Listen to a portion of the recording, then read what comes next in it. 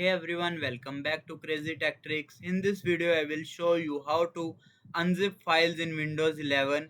If you have downloaded a zip file and need to access the file inside it, Windows 11 make the process quick and easy. So let's get started. So firstly, locate the zip file. Now here you will see this is the zip file we have. Now right click the zip file and click on select extract all from the menu. Here you will see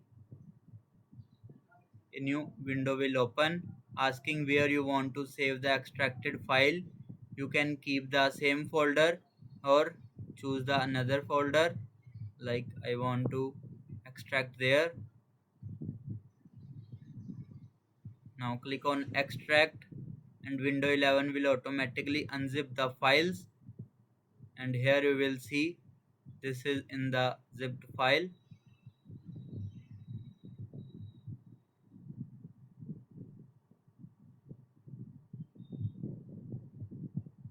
You will see all files will be unzipped successfully.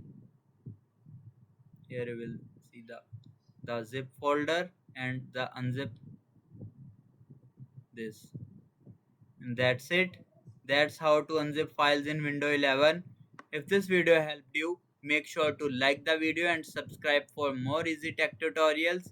Thanks for watching.